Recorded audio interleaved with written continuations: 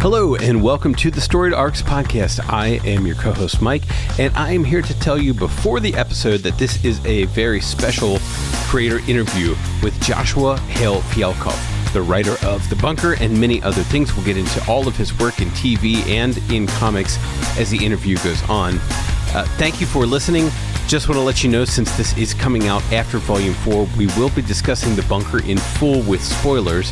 And the last note is that we do have our family-friendly rating on iTunes, yet this episode is marked explicit because there is a little profanity that we did not bleep out. So if you're listening with kids in the car, maybe skip this episode and come back later on your own. Thank you for listening, and please enjoy our interview. All right, Joshua, welcome to the podcast.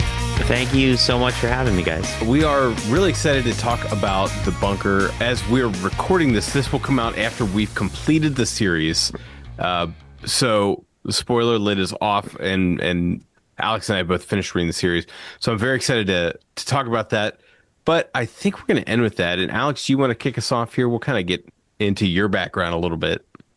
Yeah, and work our way toward the end of the book. Yeah, I guess just kind of want to give a start on looking at your comic CV. You've been working in comics for a while prior to when The Bunker first came out, which was 2013, I think it was originally published. So I'm just kind of curious, where did the idea come from initially? Like when you read the book, there's allusions and references to a lot of other kind of pre-existing pop culture stories about time travel relative to our world. Like there are some direct references to things like Lost or Back to the Future. I think Next Generation Back to the Future get less and less subtle as time goes on. That is, I'm a big Back to the Future fan. I love it more than anything in the world. It shows definitely. So, but I'm curious, where did this idea kind of first come from? Is it one that you had, one that you developed after kind of working with Joe Infurnari? Like this, just where did the genesis of this start? So I regret everything. Like I'm not just a warrior. I am plagued with anxiety and regret about everything in my life. So I constantly rehash stuff and think about I really wish I could have done that better, or what if I had said this, or what if I had just done this one thing slightly differently, or if this had gone another way, or this had gone another way. Can you imagine what my life would be like if I did that? I literally, from the time I was a little kid, I've always had that obsession of just repeating and running stuff through in my head over and over and over of what are the alternative scenarios for how things could go. And so when I was sitting down and trying to come up with what is something that I could do for a while, right? So the other problem is I have a short attention span. I get bored really easily. So I'd never done an ongoing series before, or tried to do an ongoing series other than superhero stuff, which you're sort of forced to do ongoing. So it was what's something that can I do that can really sort of keep me invested? And I went and, Joe and I had met at I think New York Comic-Con maybe a year before we started doing the book, or 2 years before we started doing the book. And we had both talked a lot about regret. We both had these conversations about how we were both sort of regretful people, that we had gone through a lot. Joe had I think at the time he had just lost his father. And so he talked a lot about the relationship that he'd had with his father. And I was going through a lot of stuff with my career in comics. I went through a really bad spell at DC Comics that was followed by a not much better spell at Marvel Comics. And I was sort of left thinking about all the things I could have done differently, and we just had one of those conversations. And I was thinking, and I sat down, and I was like, what's the thing that can keep me going? And I realized that this idea of not just regret, but how would we fix things? What would we give to fix things? but then knowing, like, especially back then, and it's funny, like we will eventually get to, at the time I had started to move over to television, and television radically changed my life. Like, I mean, we went from being essentially destitute, like we had no money, to moving over to television where like we bought a house, like I could afford to live. So like I lost comics, right? Like going through everything I went through in comics was really horrible, like really, really hard. But if I hadn't gone through all that stuff in comics, I wouldn't have gotten to get over to TV and get the experience of writing for, instead of writing for thousands of people, writing for millions of people. I think about, bad relationships I had. I was with a girl for for like 8 years. That was one of the worst relationships, just toxic and abusive, and she was just terrible to be with. And I think about like, I never, like I moved to California with her, and like I never should have brought her with me, and I never should have like continued on with her. But if it wasn't for her, I never would have met my wife. And if I never met my wife, I never would have had my daughter. So the question becomes, if I knew that I wouldn't get these things, that I'd have to suffer and do these terrible things that I regret and loathe, that caused me pain and suffering, if I knew that going through all that suffering was going to get me something better, would I be strong enough to still go through them? That was really sort of like the nut of the idea for me. And when I sort of got to that, I realized like it sort of checked all the boxes, right? Because it's a huge idea, because it's like, oh, it's a time travel idea, like right there, big time travel idea. Then the second part of it is you're getting told by yourself, if you could tell your younger self, listen, your life is going to be shit for the next 5 years, but at the end you get $1 million. Yeah. Would you do it? Like, I don't know. Well, maybe. I think so. Maybe. And then it has the third add to it of, would you trust yourself? Can you trust yourself? Those three things are like such universal, like you hear them and you get like, I still, like when I think about it, I still get tingles. And like one of the skills that like I've always had, I think, is this like really good sense of like what doesn't just reverberate with audiences, but what's going to reverberate with me. Right. So like I can usually tell like, oh, this is something that's going to hook people. People are going to be hooked into this and they're going to want to do it. But what's more important is this is something that I can be hooked into. This is something that like I want to spend time with, that I want to spend the hours working on. And that's what it felt like to me. And then all the rest of it just came tumbling out. That was a very long answer. I was really I think amazing. That's great. I love the idea that you started from the big idea, because you basically what you were describing there is like it's a thought experiment prompt, right? You see it floats on social media, or maybe you get it as a high school essay or something like that, like, or a college essay, like if you could write a letter to your younger self, you're 35, 45 years old. The other way around. Write a letter to your future self, or whatever it is. It's always it's a hypothetical idea of what would you say to yourself? Your current self back to your past self. What would you say? What advice would you give to yourself? And if you really follow that rabbit hole down, you get to all those things you're talking about of like there's like the humorous answer, the super serious answer of like, you're going to go through some stuff, you know, but would you inform yourself of what you're about to go through if it means you might not end up where you are now, which maybe is it a pretty good place, but you had to go through all that. Like, would you do that?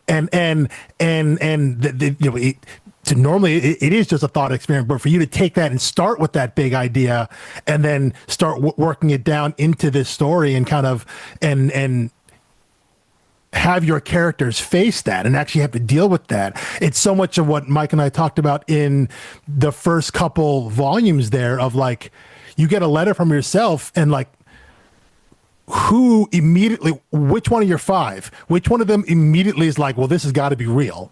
Which ones immediately dismiss it?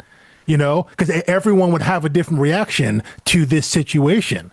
And it's like you got a chance to explore all those different possible reactions and kind of follow each of those different threads and kind of show various parts of, I guess, the human condition of, how would you respond to this radical hypothetical situation if it happened in real life? When you also, the other thing, like, and this is true of everything I've ever written, is that I start every story, like, you have the idea and the idea has to work, but then beyond that is you look at your character and you ask the question, what is the worst thing that could happen to them? Right? You like, what is the worst day they could live? What is the worst situation that could possibly happen to them? And what works, I think, in the book, and what I really love about the book, is that the worst thing that happens to them is what they find out, right? Like, each one of them has sort of a personal hell laid out for them. And for, it's, you get everything you want. For Grady, it's sort of like, listen, like, you want the power to change the world. Congratulations. You're going to get it. It's just the worst way to get it. Right? Like, for Billy, like, Billy's thing is like, you want to be infamous, like, you want to be famous. Well, you're going to be infamous. Yeah. Like, shit. All publicity is good publicity, or something like right? that. Like, yeah. And so, like, each character gets that thing. And so, like, it also, and I think that's one of the hard things about doing ensemble pieces. And I also think, like, having written superhero books, one of the problems with a lot of superhero books is that people don't do that with the superhero characters. With the superhero characters, you're just doing the Avengers or you're just doing X-Men. But you actually have to go in and you have to look at your concept and you have to try and figure out, like, what is the individual path that is the suffering, because the suffering is what makes the person. If we, like, I'm Russian to the core. Like, I believe wholeheartedly that the suffering is what makes us not just human, it's what makes us interesting. If we don't suffer, we're nothing. The happiest people I know are the most boring, like, worst people I know. The people who just smile through it all, you're like, what's wrong with you? Because if you haven't felt pain, you haven't felt life. Yeah. Well, each character has that in their own way. In this book. And I think one thing that, as I'm listening to you talk, that just makes everything fall in place is that people always debate the origin of these type of quotes, but, the more specific, the more universal, or the more personal, the more universal. Yeah. And I'm hearing you asking very particular questions about your life and turning that into a story. Obviously, it's not like an autobiographical story, or at least not in the sense that every story is. But I was reading it and found myself asking, like, kind of ruminating on the same exact type of questions about, my own life and my past. And I'm like, yeah, there's this period in my 20s I would skip, if I could just bypass that and go around that, but still have the same end result. It would be really great to be able to curate your life in that way. And so you feel the temptation that each of these characters has. Yeah. And I not to jump too quickly to the ending, but first of all, I absolutely love the type of ending you give here, where someone has to go all the way through a logical circle and end up almost exactly where they were again. Yeah. And it's a matter of, do you have a different vantage point on the same view? You're looking down at the same vista, but does it appear differently to you because of the journey you've been on? And, you just get one little comment. You're not going to get the whole replay of history with everyone. You're going to have one conversation with Grady. What are you going to do with that conversation? And I love the approach. And I think your ending is actually a little more ambiguous than a lot of other writers would have chosen to make it. Like I didn't necessarily feel warm and fuzzy like he's totally got it after that conversation. Everything's going to be different now. So I'm kind of curious, in your own mind, was it cathartic to end that way? Did you feel like this was a hopeful ending, or is this like very much saying more about the reader than the writer? Do you want the like artistic? It was an artistic choice, or do you want the business choice? Do you want the business answer or the practical answer? I guess means you could keep doing the circle. Let's take both. Yeah, let's take both. More, sure. But. So, like, there's a bunch of different answers. So the weirdest part about doing this book was that almost immediately after we did it as a digital comic before we did the print comic. Mm-hmm. The week the first comic came out, we had a 5-way bidding war for the TV show. It was crazy. Wow. It was bonkers. Wow. It was like the craziest, even in 20 years of working in television and having sold a ton of stuff. Still the craziest like month of my life. Wait, sorry. The first issue digitally, the one that you guys saw? Yeah. So literally like off like 5, like what amounts to like 20 panels, there was that giant bidding war. And the thing is we had kind of the whole thing mapped out. So like we walked into these meetings and I think they were like, yeah, it's a cool idea. And then I would sit down and just be like, okay, so here's what it is. And then I would lay out the entire thing. So every one of the jobs, every single one of the offers was contingent on, and I'm writing it. Like I'm writing the TV show. So we sold it immediately. And the first version, and it never got announced, but the first version was going to be with Sam Raimi. Sam Raimi producing it for television. And so I went through this entire process of developing it with Sam Raimi, and we had this whole we had a whole take, and they instantly were like, "Oh, they need to be older. Like we want them to be adults because we don't want to have to deal with casting teenagers." And I was like, "Well, they're not teenagers; they're in their 20s." And they're like, "No, they have to be in their 30s." And I was like, "I don't understand why, but sure." So that was like just one. There was a bunch of like random stuff that they wanted changed. But I have this thing. I'm obsessed with conceptual continuity, like this idea that like everything should exist as like whole cloth. Like everything should be the same. You should build a universe. I want all the media to be like all the same. So like if you're reading it, why the fuck would you want to watch the show unless the show is its own thing that enhances the book rather than contradicts the book, right? I want them to be in harmony with each other. I don't want it to be a retelling. I don't want it to be the same thing again, but I also don't want it to contradict it. So I'm like, well, changing their age totally works because what does that do? That means the end of the TV show is the beginning of the comic. Oh yeah. So essentially it would all loop. So the idea was always like, so what it always became is like, so if the TV show was going to be them when they're older, that would be the loop that ends with Grady, who's at the beginning of the old Grady from the beginning of the comic. So the bunker that you get at the beginning of the comic would have been the bunker that you got at the end of the original version of the TV show. Like that was always the conceit, was that essentially they would constantly be going further back and further back and further back and further back. Which is the idea that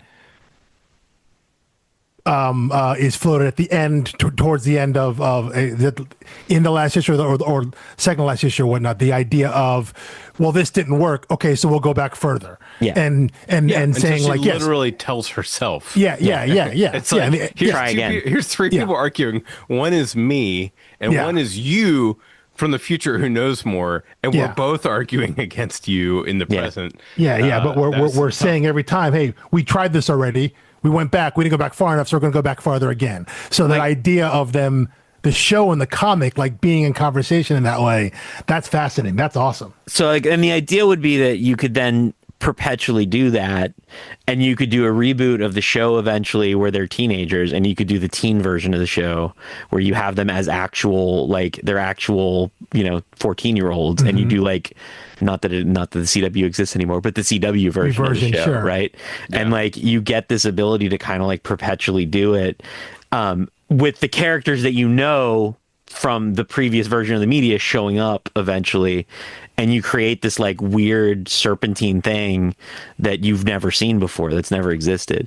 Unfortunately, the Raimi version, he got it's like the weirdest sentence, because I'm so grateful that it exists. He got sucked into making Ash versus Evil Dead. He went to go shoot the pilot, and then he was like, I'm gonna stay and shoot the pilot and the second episode and the third episode and all 3 seasons, and never came back. Like, he literally just disappeared for 3 years or 4 years, however long he was there shooting it. So like, that version fell apart. We sold it again as soon as that version fell apart, and redid it and I rewrote it for another producer. Then we sold it to NBC. And NBC was going to do it. It got really close at NBC. And then I think that's the last time we sold it. I think that was after we sold it 3 times. I was like, I can't do this anymore. Like, I can't. So I've actually written, as insane as it sounds, like, not only have I written this like elaborate comic book with multiple timelines, I've written 3 different universe versions of it with completely different storylines. Like, the stories are roughly the same, the characters are the same, but what happens in the stories are different.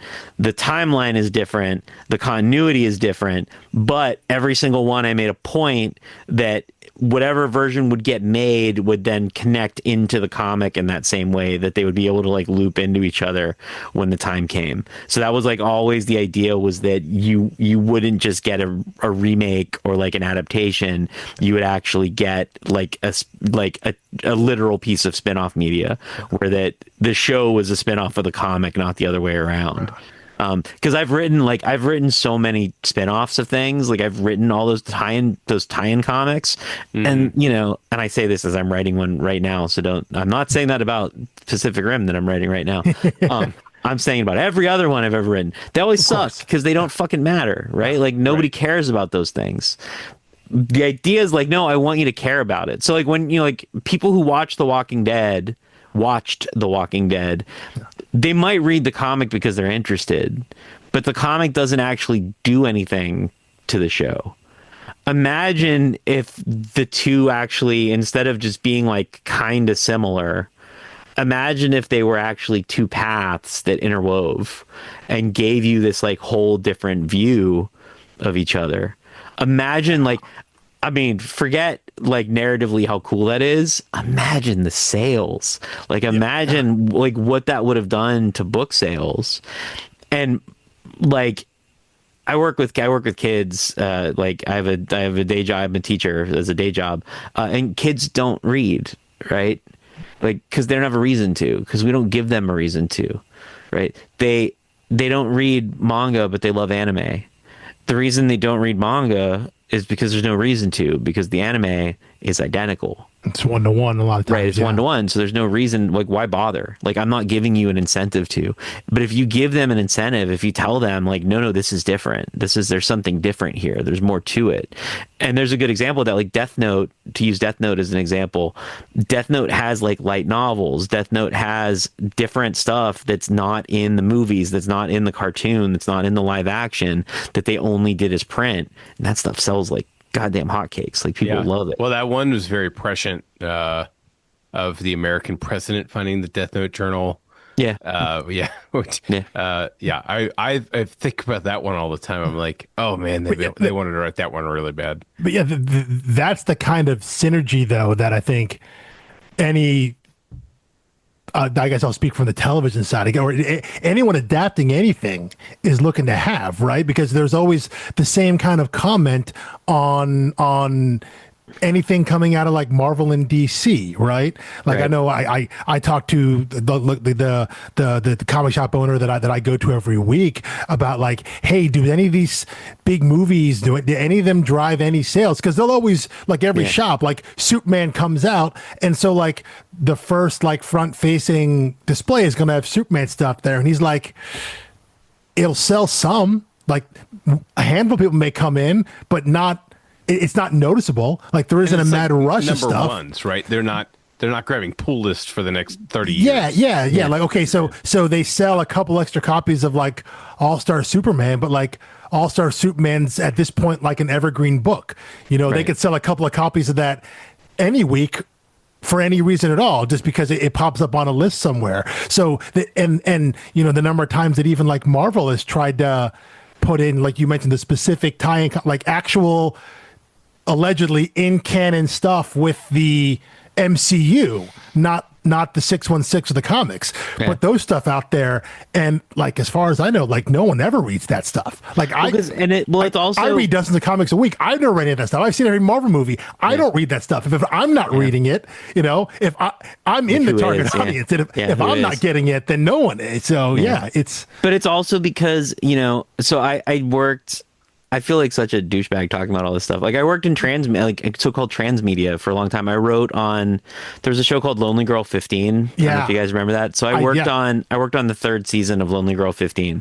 Lonely Girl 15, for anyone listening at home who's not a giant nerd, Lonely Girl 15 was the first YouTube show. It was a fictional show that pretended that nobody knew was fictional. Everyone thought it was real. By the time I worked on it, everyone knew it was fictional because, man, I made it it was a show when I was working on it. But, so one of the things we did is like we did all this side media, like all this like stuff that you had to watch.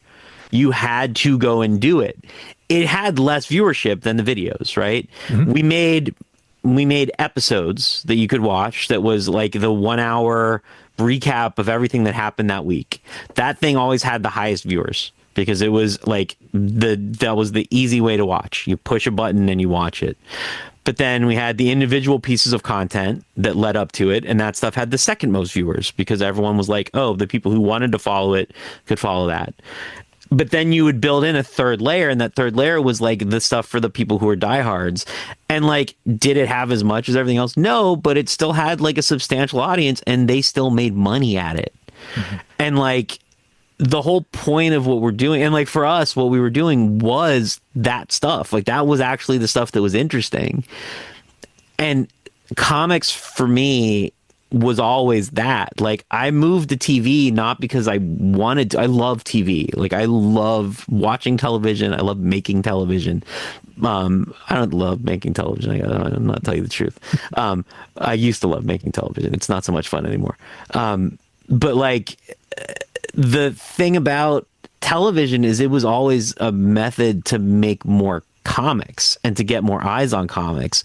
It will like forever kill me that I did books like The Bunker, or while I was doing The Bunker, I did another book called The Life After, which is like my life's blood. Like I killed myself. It was me and an artist named Gabo. And like, this book is like, as much as I love The Bunker, The Life After is a book that is like my entire belief structure in book form. It's like my Bible. Like if I were to sit down and think I was Jesus and had to write a Bible, although Jesus didn't technically write the Bible, but that's a whole other thing. Like it's literally like this is like the thing that if I died tomorrow, I would want like raised above my head as like the example of what I did. And like 6,000 people read it. I wrote an episode of Chicago Med that, at this point, 60, 70 million people have seen. Nobody, like, it's garbage. It's Chicago Med. I worked on the Avatar TV show, right? Like the live action TV show, not the cartoon. I wish I worked on the cartoon. Worked on the live action show. And like, I made a lot of money. I made a lot of money doing it, but like, it's not good. It's not as good as the cartoon, that's for sure. Like, and that thing, same thing. It's like one of the most seen shows in the history of streaming. Mm-hmm. And like, I would kill to have 1,000th. I would kill to have 1,000,000th of the audience that saw that see my comics. Yeah. But it doesn't translate. There's no there is no back and forth between them. Yeah. And that's sort of the heartbreaking part. So like for me, when I moved to TV, it always became about like, how the hell do I make these things? Like if I'm gonna sell out and get that audience, try to get that audience. I want to find a way to make the comics essential and make the comics matter so that they're there. This was such a divergence from talking about the art. I just started talking about the commerce because I'm a little bit obsessed with the sad, like the sadness. And I can't help but think if you ever got a TV show about the bunker made now, how the most Black Mirror type version of this would be season 1 is what if the events of the bunker happened and were told by Sam Raimi, and season 2 is what if the events of the bunker happened and were told by NBC executives in 2013 who were really pissed they missed out on the lost audience. I gotta say, the NBC version was actually the best version, which is always going to be like the mystery. Like they were so great. They had such a cool version, and it just it almost got through, and it got so close. I will never. My most confusing thing is that my weird psychological complicated book was almost made by the biggest network in the world. I'm so confused. And that's part of why it didn't get made, is because it was the biggest network in the world. And they were like, what are we doing?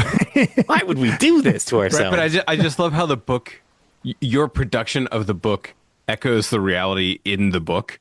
Yeah. Of there are all of these paths almost taken. Almost taken. And the comic would have been slightly different based on what the TV show was doing, because you were going to make them make sense together. Yeah. So there's almost, there are at least, I don't know, 5 different versions of the comic that were kind of floating around in the ether. And the one we landed on was the one of, here's a version of the comic where it's not getting made into a TV show. Yeah. So it's the version that it's the purest sense, but you know.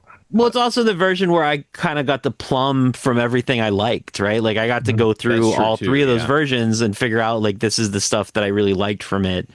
And we got to a point where the sales just weren't strong enough to support it and to keep us sold. So and God bless Oni, that generation of Oni really believed in us and really believed in me, and they gave me a ton of freedom. They're still some of my best friends, and they to their own foolishness probably would have let us keep going indefinitely, but it just didn't make sense financially. So it was a little bit of okay, I know how to finish it here. I know how to get to an ending that feels satisfying, that doesn't feel rushed, that doesn't feel added on. But at the same time, if I keep going, there will come a point where you're going to tell me dude, we're out of money. Stop it. And this way I can end it, and I can end it in a way that I feel comfortable and happy with. Well, I mean, that's great. And that's so rare in comics often that you have a chance to do that. Oftentimes maybe you get told, hey, you get 3 more issues to finish it up. Yeah. But then if you have 5 issues of story and you got to figure out how to make that work. No, but anyway, I love what you're talking about, the kind of this focus on the business side, because I wanted to go back to what we were talking about before about how this was originally published digitally, and kind of what was your thought process, kind of you and Joe, what your thought process of releasing it that way? Was it because of your previous experiences at Marvel and DC, or was this a book you had pitched to other creator-owned stuff? So what went into that, and then I guess how did it get into Oni? And I mean, clearly it sounds like the relationship with Oni was great, but I'm curious, because then you got 4 or 5 issues out digitally before it migrated over to Oni, and then you eventually went to 19. So what went into that initial decision to say, we're going to self-publish this digitally and put it out that way as a way to get it in front of an audience? So, yeah, I mean, it was entirely because of my bad experience at Marvel and DC. I was pretty depressed, and I didn't want to go through the process. I'm really bad at playing nice. I've come to terms with a couple things in my middle age. Number one is I'm a bad employee. I'm just not good at taking orders, especially in creative work. I'm not good at taking orders. I'm a really good editor. I'm a really good producer. I'm a teacher. I'm a really good teacher. I can do you give me an instruction and I'll follow it. But when it comes to doing creative, like I know what I want and I know what I want to do, and I've been doing it for a really goddamn long time. And I do me, and what I do well, I do really well. And I know that I do it well. And being told how to do it by somebody who doesn't is not my bag. Like, I'm really not into it. I really don't like it. And after having Marvel and DC do that in really nasty ways for years, I mean, it was my experience at DC was, I think I did four or 5 years at DC, and then went over to Marvel and did about a year at Marvel. And Marvel was a pretty miserable. Like, it was oddly, like, as bad as DC was, Marvel might have been worse. And like, I was so unhappy with everything that I produced there. Like, I was just so unhappy with it. And I just wanted to have my own thing. And I guess we could have gone to Image. We probably could have gone to Oni. We could have gone to Dark Horse. Like, I know I'm friends with all those guys. I know all those guys. I wouldn't have had editorial problems. Like, I would have just been allowed to probably do what I wanted to do. But they would have said it'll be 9 months before it comes out. It'll be a year before it comes out. They would have said, show me 6 months worth of scripts. They would have said, show me this, show me that. And I was like, no, this is good. I want to do it. I don't want to fuck around. Like, I just don't want to have to listen. And I knew what we had was special. And I also knew that Joe's art is not super commercial. I knew that Joe is amazing and a genius, but I also know, like, what, having worked at Marvel and DC and worked at all the different companies, I know, like, I don't want to hear from anybody that you could do the book, but without Joe. I wasn't willing to do that. So I was like, we're just going to do it and it'll be successful. And in a perfect world, it would have been successful enough that we could just do it entirely by ourselves. What happened practically was we put it out. We were the #1 digital comic of all time on Comixology instantly. Like, nobody, the week that it came out, I was also writing Marvel's Ultimate Galactus event. So the first issue of the Ultimate Galactus event came out, and it was like, I think Bunker #1 was #1, and Ultimate Hunger, I think it was called, was like #2 on their sales charts. Like, it was ridiculous. It was pretty good week. It was pretty weird, yeah. So like, it was a huge hit. Managing it and monetizing it, like making enough money so that Joe was actually getting paid, was so far beyond my business acumen. Like, we just realized really quickly, like, oh, this is more than I can handle. Because I was doing, like, the accounting. It was literally like, we would get emails. We had like Gumroad, or like one of those old services that used to send, because there wasn't an easy way to just send out PDFs. And this is when, like, it was Comixology or nothing. And a lot of people didn't want to use Comixology, so you were just sending out PDFs. So it was literally like me kind of hand modifying PDFs to send to people. It was me handling all the marketing, me handling all that stuff. And it was literally like, I just couldn't handle the workload all of a sudden, because now I was doing, like, I was writing the book, I was marketing the book, I was hand selling the book. And we were getting called nonstop by publishers who wanted to publish it. And it's like, oh, so we can do this. Joe can take a page rate. We don't have to give up ownership, because now we established that we own it. And we have free reign to kind of do whatever we want.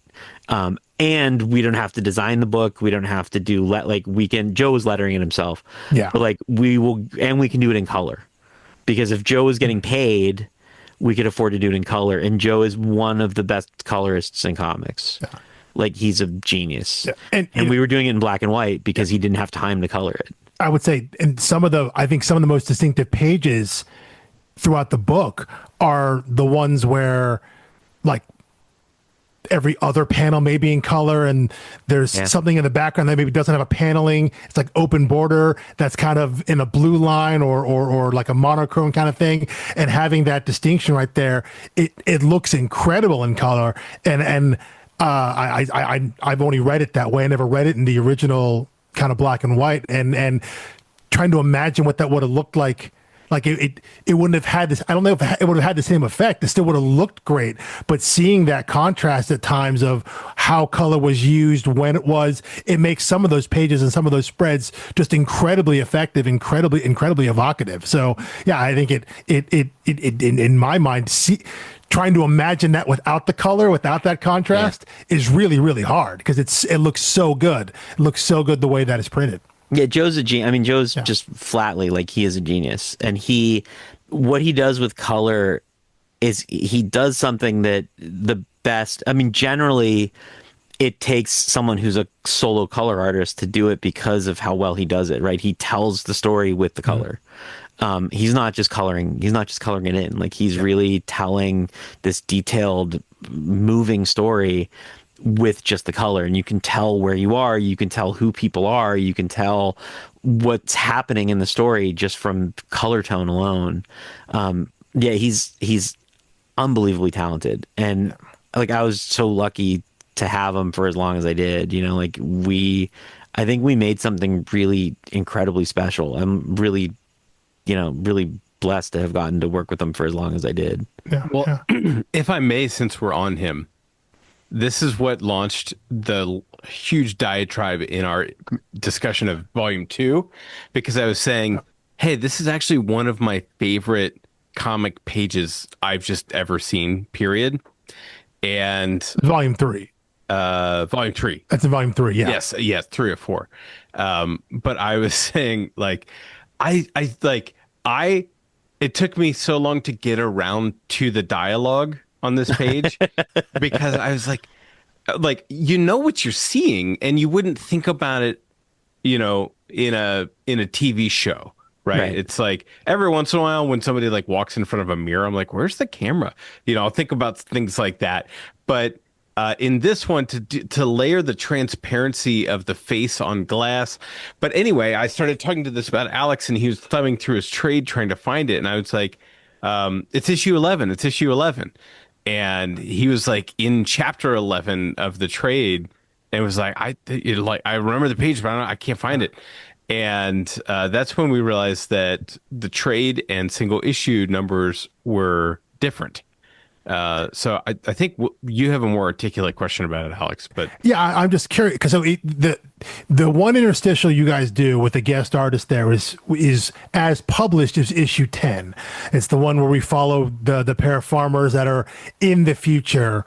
I love that. I love that issue. I'm so stupid. I'm so stupid for that issue. Are you kidding? I love it. I love that they go to Costco. That's my favorite part. And they're getting rocks. Yeah. But that idea. So you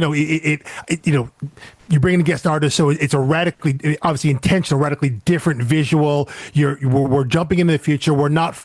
All of our main characters are in the future, but they haven't quite ended the world yet. But we see the world is still pretty bad to begin with. But it's this interstitial to get a sense of what the world is. I guess that like Grady and Natasha left, right? This is the world that they made. It gives the viewer a little insight into that. As published, that's issue 10, which would have been the beginning of volume 3. The way that it was printed in the version that I read, which is the volume 3 trade, that comes at the end, making it chapter 14 in the place of where issue 14 would have been. And I've only ever read it that way. So I'm reading it at the end of everything you see, kind of some of the big reveals kind of start in volume 3 of kind of, because that starts with the time jump there, right, Mike, if I remember correctly? When we jump back to it's 3 months the main later. story, it's 3 months later. And so we're filling in some of these gaps here. But your relationship, the reader's relationship to that story and how they feel about the world that we're seeing, Grady and all them have made, it changes if you read that at the beginning of that arc or the end of the arc. It's not in a good or a bad way, but just the way that you the information you have as the reader is different. I think explicitly in that issue, they're watching Back to the Future. And so if you saw that at the beginning of the arc, that would probably plant something in your brain of the kind of story maybe you may be following versus at the end of the arc when you've kind of already seen some of these things put in place. So it just came, the discussion between Mike and I, just what went into that decision? Was that something you guys thought about and wanted to do? Was there any grand scheme behind it? Or, because again, I think it works either way. Because I don't think it's a judgment call of, oh, it's better before, better after. I think that's the genius of that kind of standalone work there. But it does change it shifts perspective a little bit. So is there any insight as to what went into that? So it's going to be the worst answer you can imagine. So what I think happened, if I remember, is that the reason why that issue came out when it came out was that Joe was really far behind. And we didn't want to miss a month. Which is often the case. That is often the case. Sometimes, you want to give your artist a break, so you bring in a guest. Yeah. Yeah, so Bram was like available. See that all the time, yeah. Because Bram does a book, if you can find it, I think it might be out of print. He does a book called Gorillas. Spelled Guerrillas, but it's about gorillas, Gorillas, who are also gorillas. Yeah. Oh my God, this book is amazing. It's one of my favorite books. It's so goddamn good. It's an Oni book. Bram was like in between. He was in between volumes, and Joe was really far behind. I think Joe might have just gotten married, if I remember. Like he was in the process of getting married, I think. So Joe was really far behind, and so I think it literally just like timed out that is when it was going to come out, and it was in between arcs, and so that's when it came out. And then I think when we did the trade, I think it might have been a page count thing. Like I think it was like where the spreads, because you have to lay stuff out for the spreads, right? So that the spreads fall in the right place. Oh, sure. Yeah, of course. Yeah. And I think the spreads didn't fall in the right place. And so it had to get moved into the back for the spreads to fall in the right place. I feel like it was like my memory of it. Again, this was like, 12 years ago, 13 years ago at this point. My memory of it is it was like, they called me and they're like, "Hey Josh, we're gonna do this," and I was like, "Oh, okay, that sounds okay." Because there would have been anything up. There would have been an odd number. Yeah. Of in terms of because of how the other issues would have fallen. That's fascinating. That is fascinating. Yeah, that's comics. So it is comics. It absolutely is. Yeah. Like the craziest part about comics, and like it's what I love. So. I'm trying to kind of say this. So TV writers generally don't like hiring comic book writers. They have a real beef against comic book writers because they think like, oh, comic book writers are going to come in and they're going to be really precious and they're going to be like, oh, this is how the Flash is supposed to look, or like this is how, So generally, like on shows, on like superhero shows or whatever, there's one guy who's the superhero guy, and generally that superhero guy is like the showrunner or like the number two, or they have like a relatively high up person, or somebody who's like equally a TV writer and a comic book writer, or a TV writer who has written comics but not like a comic book writer exclusively. But they really, for the most part, they don't want to like break comic book writers into TV, which is why when I moved over to TV, I didn't do it in genre. I never worked on genre. The only real genre show I worked on, like 2 genre shows total. I worked on a Sci-Fi Channel show and I worked on Avatar. But for the most part, I worked on like procedurals because comic book people were like, we don't want a comic book writer, and they're not interested.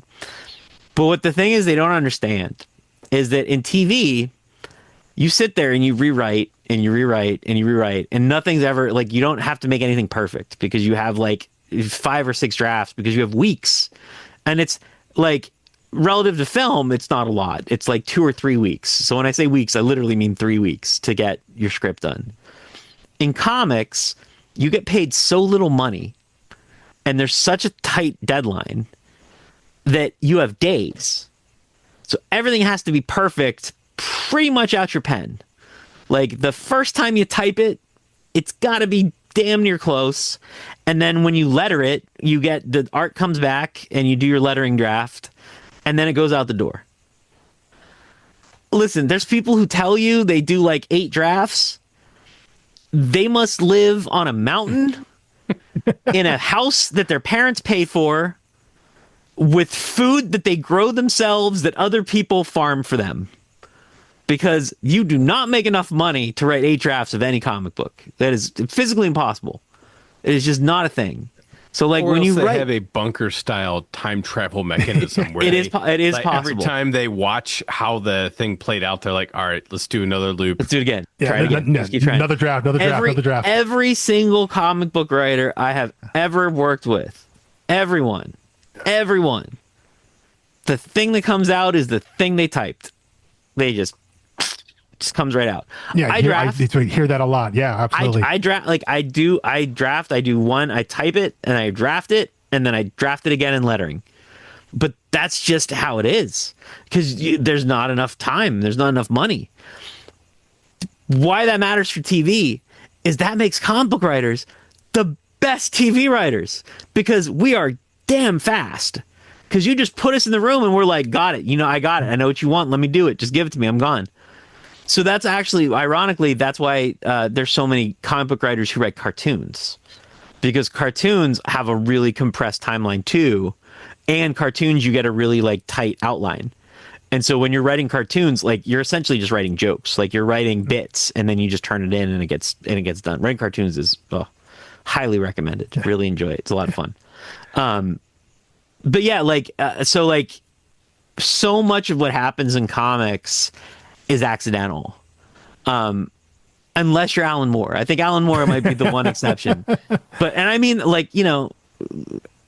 Grant Morrison might claim that he does, ayahuasca and then drafts 14 times, but no way. There's no way. There's just absolutely no way. Like that shit is just coming right out and going straight. On the shelf. Not for the superhero books or things like that. I mean, maybe for something like for creator. Yeah. But I mean, it's just we three definitely. Yeah. It's just the reality. But that's the thing is it makes comics at times it makes comics disposable, but I also think at times it makes comics wonderful. Yeah. And I think the proof of that is, again, you go and look at manga. Like, manga's made that. That's how manga's made. They don't have time. They're producing 10 pages a week, and they have a team of guys working for them, and they're cranking. And, Urasawa is making how many pages of 20th Century Boys and of Monster and of Pluto? And he's just cranking out those pages, and they're fucking amazing. So, there's something about the medium of comics and the fleetness of making it and how fast, how close it goes from my keyboard to out the door that makes them wonderful. And I genuinely, the core of my heart, believe that the more obstacles in between them, the worse the comics get. Sure. Actually, on that note, what were your scripts like to Joe in this case in terms of, and were these scripts different than kind of like would you craft your scripts kind of to your artist you're working with in terms of how much direction, laying out panels, descriptions, things like that? Is that to say, oftentimes you hear from creators, it's a feel thing, whether you know the person previously or not, if you worked with them or not, how comfortable you are with them. But what were your scripts like to Joe for this book specifically? Like, did you have panel descriptions out there as far as you can remember? Did he have freedom to just kind of, take what you had on the page and make it work and go with it? Just kind of what was the vibe between you guys from actual production side? He was I write full script, but I write I definitely, as I get used to who I'm working with, my scripts get bare, more and more bare. So Noel Twazone, who I did Tumor and Elk's Run with, we've been working together in one way or another. We've done at this point, 1,000+ pages together. We've done a ton of work together. So the two of us, the scripts he gets from me are barely scripts because he knows what I want. With Joe, by the time we were getting to the end of the book, I just trusted him and I knew he would do the right thing. And Joe's sense of storytelling was almost always better than mine. And so you just sort of know, I would put what I wanted in there and he would translate it. And what I learned working at Marvel and DC is that, because what happened a lot when you're working at Marvel and DC, number one, you're working with a bunch of different artists. You're constantly you kind of never know who's going to draw what you're going to write. But then a lot of times they would farm stuff out of the country to people who don't speak English. So your scripts are getting translated, and they're not getting translated, they're getting transliterated. So they're just getting like literally what you write. And so I learned doing that, like, no, you just write exactly what needs to be there. And anything you put that is extra, it just is just gumming up the works. So I write like pretty close to what is, I write as bare as I can, and I let the dialogue and I let the characters and the feel kind of dominate it. So like once we got through the first trade, probably those scripts got a lot shorter and a lot easier to write. What got harder was the timeline stuff. So I had an assistant back then, Jason Inman, who's actually who's a comic book writer and a TV writer now. And Jason was my timeline guy. And he would sit there and like, he had a spreadsheet, and he would like, every script I turned in, he would go through the script and he would say like, this contradicts this and this contradicts this. And like, you can't do this because of that. And this doesn't work because of that. And then eventually he was doing that with the TV shows and with the TV pilots and with it. And I was like, which is good because my head can't handle it. I don't have that kind of brain. But yeah, like, so I like that stuff was more, it was a lot of doing that, and he would look at the art and make sure that the art all matched. But Joe was pretty fabulous about that stuff too. Yeah, I think it's great with the art there. That you can. I mean, with Grady, it's a little obvious because he has a big scar there, but like you can tell with the characters, where we are, which version of it we're looking at. Yeah. I don't think you're ever lost in terms of which version you're seeing, who's speaking to whom, all things of that nature. It looks so good. Yeah. Yeah, no, I love it. Like I said, I really love the book. I haven't looked at it. I flipped through it when I knew I was doing this. I kind of flipped through it just to refresh because it's been so long. But I haven't like sat down and read it in a long while. It's probably time for me to do it. It's funny because I talk about it like I'm not usually this high on my own shit. It's just like it's like a fond memory of a thing because I haven't because it's been so long. Sure. Well, the last however many minutes you've been bragging on somebody else's work. That's true. In the book. That's true. I mean, and it is just a gorgeous book. I totally get what you're saying when you say, like Marvel DC have house styles and Joe isn't going to get it. And it's just so funny because if somebody flipped through a few pages of this for me in a shop, anytime in the last 10, 15 years, I would have grabbed it immediately. I only found this book this year because Alex brought it up. Yeah.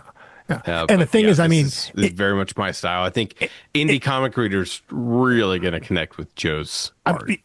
And in a lot of ways too now, Marvel and DC aren't perfect, but I mean, you see more people who have a style, maybe not like Joe's, but less like whatever house style used to be. Yeah.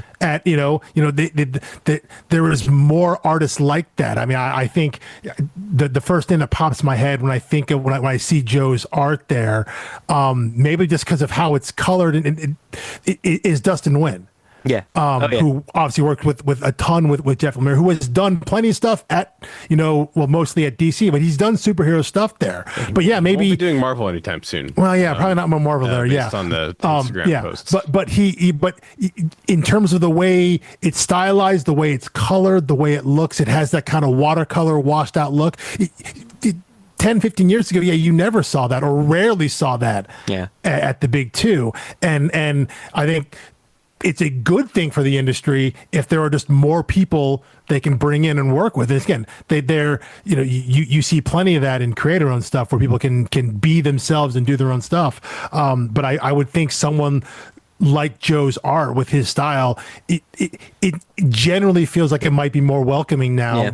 But 10, 15 years ago, it wouldn't have fit. Someone would look at that and be like, you can't have that. But now you can have someone like Peach Momoko doing an Ultimate X-Men line in a style that just like... Or Dragata, even Dragata. Yeah, what's it called? Absolutely, yeah. So you had people doing this different style and people love it.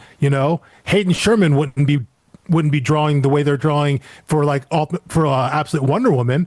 Or Batman Dark Patterns, people are seeing that and be like, hey, this is incredible.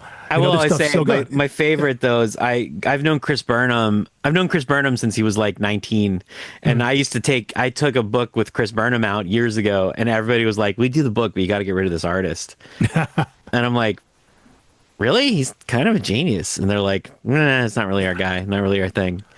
And it's like, he's doing books with Grant Morrison. Yeah. I think he's okay now. I think he did okay. You know what? I mean, that's comics. That one wrong. Yeah, comics is a weird place, man. Like, and it was, I always struggled because my thing as a writer, like I said, number one, I don't like taking direction. I'm not great at it. My thing is, I take that back. It's not that I don't like taking direction. I'm sort of fine taking direction as long as you're giving me direction. What I don't like is being needlessly criticized. And I think what ends up happening in comics is that you have a lot of people who have opinions, but they don't have reasons for their opinions. And that was always my experience. Yeah. Whereas like I've done a bunch of stuff at DC over the past couple years. And it's way better. Like it's a great time. I really I've enjoyed everything I've done for DC over the past 2 years that I've done it. And it's amazing what a difference having the right people in the right place does. And you can see it because the books are better at DC, right? Like the books have improved massively. Yeah. And it's literally just having good people like Rob Levin, who's the Batman group editor. Number one, he's the first editor who ever hired me. Like he hired me, 25 years ago. I wrote Cyblade for Top Cow. Top Cow, sure. Yeah. I love him just for that, but he's got really, really good taste and he's really smart. And putting guys like that in charge means you're going to get better quality stuff. And as long as they let him do his job, like he's going to make great stuff. Yeah. No, that's it. We're coming up on an hour, so I do want to give you an off ramp. I'll let Alex ask a final question if he wants to, and I just want to give you a thank you as a comic reader for two little nuggets you have in here that I just love in every issue. One is a title for each issue, and I feel like this plays really well with TV. But Alex and I went in one of our episodes. I was just kind of saying it makes the floppy feel like a final product rather than just like this was the most of this chapter I could write this week, this month, and hand it to you. And then the little synopsis of like, here's just 2 sentences to catch you up. 1 works totally great for a TV audience. 2, I'm one of those guys who I like to get into the ground floor of a book. Every once in a while I'll see a book on the rack and I'm like, issue 3, that's a shame. I'll kind of flip through it. And if there's not, recap catch up, I'm like, I guess I'll just wait until trade for the entire thing. So just 2 little things that, like, I don't know, to me they just are like a little extra care, and then the letters in the back are great. I always read letters. I believe wholeheartedly that like the unit of comics is the comic. Yeah, like trades are cool. I love trades. Yeah, but the comic is the thing. Like that's the why we do it. I don't like. I correct myself to say I write graphic novels, but like the first words out of my mouth is like, I write comic books. And then like when I'm like, oh, someone's looking at me, then I'm like, I mean, graphic novels. I don't know. Yeah. Barnes and Noble employees are like, what? Yeah, graphic novels. Like, but like, that's what Mike and I talked about. Yes, because I've heard TV critics talk about this too, right? The idea of the television episode, the episode going away in this model of like binge drops, right? It becomes an installment, but an episode should feel like a story there. I think the criticism when someone's like, oh yeah, we made like an 8-hour movie, and people are like, well, that's not what TV is. That's not exactly. What makes TV great. It should be 8. It should be 8 episodes, 8 stories that lead into one larger story. And the idea that Mike and I were talking about of each issue, if it has a title there, there's a level of intention that this is a story. And yes, it's part of a larger story, but this thing right here, this 22, 24 pages, this is a complete story. And then, I agree that this is what it should be. This is what the medium is. And little things like that show care and attention to that end. Thank you. I appreciate that. No, and it's something that like I did in all of my superhero comics are written that way. Mm-hmm. All my creator owned comics are written that way. I never. My thing is like you're asking people to spend money. I hate that I always come back to money, but like it really is like I'm asking you to invest in me, and I can't in good conscience take your money unless I'm providing you a complete meal. You know, it's like giving you a hamburger and not giving you the bun, being like, oh no, the bun's extra. You got to pay for the bun. I'm sorry. You get the meat. You get the meat and you get the ketchup, but you're going to have to put it in your hands. You know, it's like you got to give the whole thing. If you don't give the whole thing, like you don't get anything for it. And like I have this mentality that like I want you to want the trade because you want to have the collection, not because you need it to understand what the hell you're supposed to be reading. And that was always my mentality. And it was like one of the hardest things I'm criticizing them, but it's really criticizing me. Like, you know, I would do stuff at Marvel. Like, I'll never forget, like I was working at DC and when I was doing iVampire, and it was like the first ongoing series I ever did. And, they came to me and they said, you know, issue 2 really feels like an issue 3. So write another issue that goes in between. And I was like, but issue 2 is a direct pickup. Like it starts literally the second after issue 1. And like they're self-contained, but like there's nowhere there's nothing to go. And they're like, yeah, but it doesn't matter. Just put another one in the middle. And I was like, but I built it. Like I built it. I built the thing. Like it's like if you built a chair and you were like, you know what this chair needs? It needs another leg. Just put another leg on it. It'll be fine. You know, it needs 2 seats. Just put a second seat on it. It'll be fine. Like you can't do that. Yeah. Like you built the damn thing. It doesn't work to just like randomly add another piece onto it. And like, can I make it work? Like, I guess I can make it work. Like, I'll figure it out. I'm smart enough to make it work. But wouldn't you rather have the good version? Like, wouldn't you rather have the version that works as born? The one that makes sense. Yeah. But like, you know, and I did it, and you know, I made an issue 2 that like, if you want to see weird things, like issue 2 of iVampire is issue 1 again. I just wrote issue 1 again. Like it's just from a different point of view, but like it's the same issue again. And they were like, "Oh, that was so smart." I was like, "I guess. I mean, it would have been more narratively interesting to move forward, but you know, that's cool. I guess we can just keep repeating stuff." You know, like, but that's just there's like a lack of understanding of the fact that what we're doing. Like, and it's funny because I've talked about commerce so much, but like comics and writing at its heart is the merger of the two, of commerce and art. And like learning how to make those two things work together is sort of the goal. And I guess I'm bad at it. I guess what I'm saying is I'm really bad at it, which is why I don't do so much of it anymore. Yeah, I mean, but I appreciate your candor about it, because I think there are a lot of people who are naive about it. And, you know, I think so. Like the stereotype of the young writer is someone who's like, you know, they want to be a game maker rather than than a game player. Yeah. And it's like, you know, the guy coming into, you know, a multi-million-dollar company with a pitch, and they're like, "You just don't understand my vision, man." And they're like, "You don't understand our business model." Yeah. And they're like, "We like you, we like your story, but you know, you got to play the game a little bit."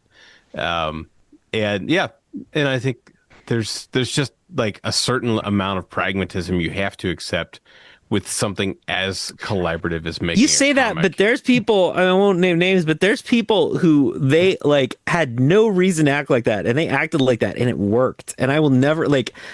Every once in a while, you give off the flair of an eccentric genius. Yeah. There's a guy who I won't name, but who I said to him, like, "How do you work with this editor?"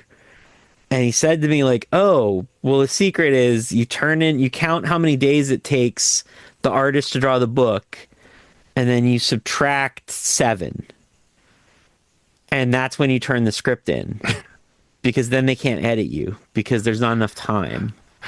And this was not a person who'd been doing it for long. That's genius. And I was like, but how can you, like, how is that right? Like, that's wrong. Like, you're doing a job. They hired you to do a job. Like, how you're doing your job wrong. And they were like, yeah, they love me. And then, like, that person was writing the biggest book at the company within, like, months. Yeah. And I'm like, well, fuck, I don't understand how anything works. I don't understand how any of this shit works. I'd never do that. I'd, like, get my work done, turn it in, and then would get into fights. So, you know, that's what I do. I think that my ethos is that you try to make the best stuff you can, and you hope you find an audience, and sometimes you do and sometimes you don't, you know. Well, I mean, as we said, like, you know, the idea of everything in your life, everything that happens to you, good or bad, gets you to the point where you are either good or bad. Like you can't, changing something in the past maybe doesn't get you to the point where you can do the thing that you are doing or have done. I mean, all that led you to making a book like The Bunker and doing it your way and getting to put it out there on your own terms, and then have people come back to you, be like, hey, no, now we want this thing that you put out there, when you could have gone to them first. Yeah. And started that way, but you know, but through all that, you found a path to getting this book out. So I guess in the end, you mentioned a little bit about this already as we've been talking through, but looking back now on this book, you know, we're over 10 years now. We're coming up on 12, 15 almost, probably since the work started on it. But like, I guess, how do you feel about some of the themes and the ideas? Does any of it feel a little more relevant now, either good ways or bad ways, in terms of its depiction of the world and society? Or just what are your thoughts on it now, looking back, as something that you put out there at a certain time in your life, at a certain point, and kind of looking back on where you are now? Just how do you feel about it? I think I was certainly a little too prescient. I think with how the world has turned, that's not great. That didn't go great for me. So we are finding that as we read books from 10 to 15 years ago, you know, we're looking at those, and they were talking about the world that could be. Yeah. And it was like, a lot of those things came true, and it was none of the good stuff. Yeah, supervirus. Like I put a supervirus in there, that came true. I put the fascist president in there, that came true. Like we're not doing great, not doing great. Climate change not getting any better. President. Yeah, you know, famine, drought on the way. A lot of stuff on the bad column there, but yeah, that part's not great. Costco doing great. Costco doing great. Costco eventually going to run the world. If we're lucky. I don't know. Costco's a very they treat their employees way too well to ever really take over the world. I think they're very good to their employees. They still don't do law degrees like they do in Idiocracy, but you know what I will say. Here's what I'll say. I had the past like 4 years of my life have been incredibly difficult. I had a really, really hard few years. Where like the combination of like the writer's strike and the politics and living in LA with everything going on in LA right now, and all that stuff has been really, really hard. And I got really burned out in TV specifically. Like TV really pushed me out. I just couldn't take it anymore, and I came out of it, and I had like a year of just like soul searching, and I had like, in talking about The Bunker, it makes me think back on it and have that moment of like looking at myself and being like, what the hell was all this suffering for? Like, what have I been doing all this for? Like, I have a house, which is nice, and I love my wife, and I love my kid, and I like my dog. My dog's a little iffy. He's a real pain. He's getting old, and he barks a lot.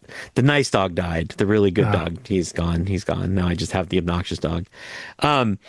No, but like, you know, so like I spent a lot of time sort of like reflecting on how I got there. And over the past 2 years, I decided, I still write, and I'm still writing like 50% of my time is spent writing. It's actually more than 50% probably. But I started teaching. So I decided like I'm so sick of how shitty everything is in the world that I want to do something decent, like, and good. And like, I've always been obsessed with trying to make the world a better place. And I was always trying to do it through my art. Like, and I always thought I could do it through my art, but the world has sort of conspired to make that harder and harder to do. And I had one of those moments, one of those bunker moments where I literally just had a person say to me, your degree means you can teach theater to people. And I was like, what do you mean? Like, my degree, I have a degree in theater. It's useless. Like, my theater degree is literally, I have literally never done anything with my theater degree, including theater, just so we're clear. But it was one of those moments where I was like, oh, like, everything I've ever done has really actually like led me to this point. And like, so I started teaching, and I work at like an inner city school, and I work with at-risk youth in like one of the worst neighborhoods in LA. And I'm teaching kids who have like never been to a movie theater, let alone been to a theater. These are kids who like never been to a restaurant.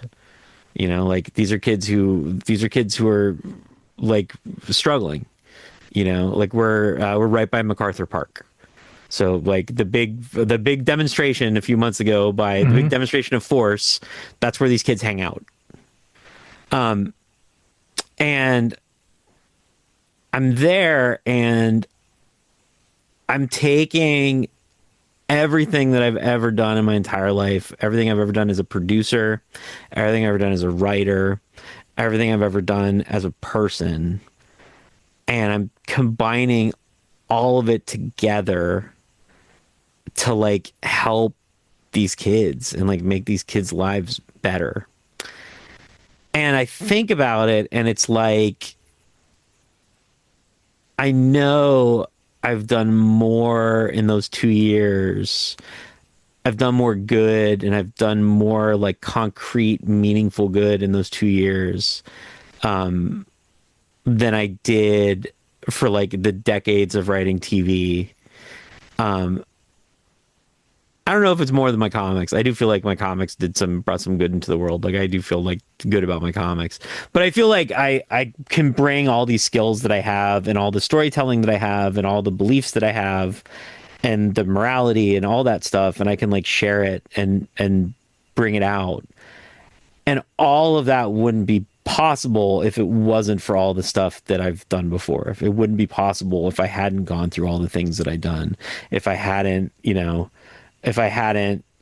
learned how to produce $100 million movies, I would not know how to produce like an arts gala, which I'm producing right now for the school, right? To raise money and to put together all that stuff. If I hadn't, learned everything I know about pop culture, I wouldn't be able to talk to these kids. But like, I know everything about pop culture because I've worked in pop culture for the past 25 years. So like, I just know all of it. The years of working in video games means I know about video games, and I can teach these kids how to code. Like, everything sort of like, it's this weird thing of like, I get to still do the thing I love. So I get to still write, but at the same time, I get to take all the skills that I've built over my life, and I get to like deliver them to these kids, and actually like see right now in our world when like things feel the darkest and the most hopeless, I get to spend every day giving hope. And it's pretty magical. And it genuinely feels like, oh, right. Like, this is what I walked through that fire for. Like, all that fire was like leading to doing this. So that's what I think about the book. That is a weird answer. I know. I think that's incredible. Pretty I think great that's sales incredible pitch for public service. Yeah. Yeah, I really do. It's funny. Like I raised like $10,000 for my classroom over the summer from all my guilty liberal friends. but mostly it was funny because the email I sent was not so much to like raise money. It was more to say, like, listen, everybody's unemployed right now because the industry's so screwed up. Like the TV industry, TV and film industry is so screwed up. I'm like, you know what? Like, we're desperately needed. Like, people who are decent people with skills are desperately needed in public schools right now. Like, we're needed. Especially people who are writers, especially people who are artists. And in California in particular, there's money. Like, there's money for artists, and that money's in our Constitution. So as long as we still have a Constitution, for as long as that lasts, the state Constitution is going to last. I don't know how long, we'll be a state, but as long as there's a Constitution. Yeah, I was like, this doesn't come out for 2 weeks still. I know. So Yeah. Who knows? Let's not play long ball. No, like, it's like we have our state constitution actually guarantees that money to schools. So like there's money guaranteed for artists. So like there's jobs for artists to come and like share. And like you meet people who are just like, it's inspiring to work with people who like just give their souls, like, and who give so much of themselves to try and do something so wonderful. And like, it's funny because I feel like, like looking at Grady as a character, like that is the point, but I'm like doing it the good way. Like I'm doing it without the Nazi stuff that he ends up going down. That part is not there. No, I think that is absolutely incredible way to look at this book now. So thank you for sharing that. That was awesome. No, my pleasure. Thanks for having me, guys. I really appreciate it. This was fun. This was really great. Really appreciate it, Josh. Thank you so much. Thank you for your book. Thank you for what you're doing now. Arguably more important. Is there anything other than donating to your school that you're working on right now that you'd like to promote? Anything we should keep an eye out for in our pull lists? Yeah, so I have I'm writing Pacific Rim Final Breach, which is it would have been the third Pacific Rim movie. The first one's going to come out in a couple months, I think. And then there's 2 more volumes to come. I've got, I think there's going to be big news about one of my books, Tumor, big movie news coming out about that really soon. We've been trying to find, because I think Bunker's out of print. I think the digital's still in print, but I don't know if the book side is still in print. But we've been trying to find someone to do a what's it called version of it? A compendium version? Yeah, that'd be great. So I think, and I know I've had a bunch of people interested. It's just I'm unbelievably busy, so like I haven't actually had time to do it. But there will be one because I think we just hit the 15th, or we're about to hit the 15th anniversary, something like that. Got to be pretty close. So we're around it. This last year or 2 years ago, we did the apocalyptic trilogy from James Tynion, and then we were talking all through the podcast about how hard it was to get a hold of those, and now there's like one little. They came out and put me out about something about that. Yeah, so I mean, email me. Anyone who wants to do it, you let me know. I'm really busy and don't have bandwidth to think about it. So anyone who wants to do it for me, I am psyched. And we were just talking. The book we talked about before this was Letter 44, which is the Oni Press book from Charles Soule and Raphael and Compendium from Image, right? And it just, a compendium just came out, but it moved over to Image. If there's someone out there, maybe I'm sure can do you want to hear a weird coincidence? Sure. One of my coworkers, Charles Soule's childhood best friend. Wow. And I've known Charles Soule. I wrote the foreword to Charles Soule's first book. So I've known Charles Soule for 20 years probably too. Wait, his first novel? His first graphic novel. Okay. Yeah. Okay. Yeah. That's fantastic. I'm pressed to think what that is now. It was called, oh God, what was it called? It was I'm frantically pulling up Comic Geeks, but it was a Mexican wrestler, like crime graphic novel. Ooh, don't know if I've read that one. Yeah, I've read a lot way back. Way. I think he might have published it himself. Oh, wow. Yeah. That's cool. That is it was a weird thing where like we were sitting at a thing and his friend was like, I know your name. And he was like, do you know Charles Soule? And I was like, I do. And he's like, he's my childhood best friend. And I was like, it's fucking weird. Small world, right? Yeah, small world, indeed. All right. Well, I think that's the end of last of our questions there. I think we'll be on the lookout for the Pacific Rim book and you said news about Tumor. You say maybe potentially coming up. So we'll definitely keep an eye out for both of those. Awesome, guys. Thank you so much. And you can find me. I'm online at I don't know where. We tag you in all of our episodes. Yeah. If you're hearing this, it'll be the episode description, website, Instagram, whatever platform you use, Blue Sky, maybe. I do use Blue Sky. I do. Great. All right. Well, thanks so much, and thank you for listening. Yep. Peace.